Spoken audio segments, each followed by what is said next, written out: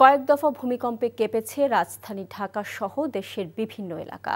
ঝুঁকি বিবেচনায় ঢাকা বিশ্ববিদ্যালয়ের সকল ক্লাস পরীক্ষা বন্ধ ঘোষণা করেছে বিশ্ববিদ্যালয় প্রশাসন। বিকেল ৫টার মধ্যে আবাসিক হল ছাড়ার নির্দেশনাও দিয়েছে তারা। শুক্রবারে মাঝারি মাত্রার ভূমিকম্পে ফাটল দেখা দিয়েছে একাধিক আবাসিক হলে। এছাড়া মেট্রো রেলের বেশ কিছু স্টেশনেও ফাটল দেখা দিয়েছে। নাজিবুর রহমানের রিপোর্ট। ঢাকা বিশ্ববিদ্যালয়ের হলগুলোর জরাজীর্ণ পরিবেশ বলে দেয় ভূকম্পনের মাত্রা বাড়লে ভয়াবহ ক্ষয়ক্ষতির আশঙ্কা রয়েছে। শুক্রবারের মাঝারি ভূকম্পনের পর আতঙ্কিত অনেক শিক্ষার্থী। আমি চোখের সামনেই দেখলাম যে বিশাল বড় একটা ইমারত সুদর্শন হল বাঁশের মতো দুলছে। তো এই যে একটা সবার মধ্যে একটা ভীতি তৈরি হয়েছে ভূমিকম্পের। এরপরে দেখলাম যে আমরা দফায় দফায় আবার ভূমিকম্প হলো। অনেকে ট্রমাটাইজ, অনেকে দেখা যাচ্ছে যে অল্প একটু শব্দের কারণে কি কেউ বারান্দা দিয়ে হাইটা যাচ্ছে, এই অল্প শব্দের কারণে কি ভয় পেয়ে যাইতেছে।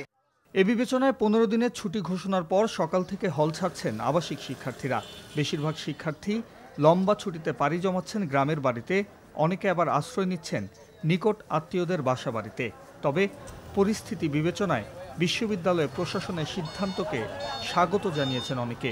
সিদ্ধান্তটাকে আপাতত আমরা সমর্থনই করছি এবং আমার কাছে মনে হয় যে এটা ভালো এবং খারাপ দুই দিকই আছে, বাট মানুষের জীবন যেহেতু সবার আগে, এই কারণে আমার মনে হয় যে হল ছাড়ার নির্দেশনাটা ঠিক ছিল। 1964 সালে এই হলটা বানানো হয়েছে। এই হলটার প্রতিটা রুম আমাদের কাছে ঝুঁকিপূর্ণ। এত রিস্ক নিয়ে তো অ্যাটলিস্ট হলে থাকা যায় না, সেই ক্ষেত্রে আমার মনে হয় ইতিবাচকই আসছে। গতকালকে এই তো 3বার হয়েছে, এই জন্য আসলে ভালোই হয়েছে এটা আমাদের জন্য। ভূমিকম্পের প্রভাব পড়েছে মেট্রো রেলের স্টেশনগুলোতে। অনেক জায়গায় ফাটল তৈরি হলেও রেল চলাচলে দুশ্চিন্তার কারণ নেই বলে জানিয়েছেন ডিএমটিসিএল এর একাধিক কর্মকর্তা। Najibur Rahman, NTV news, Dhaka.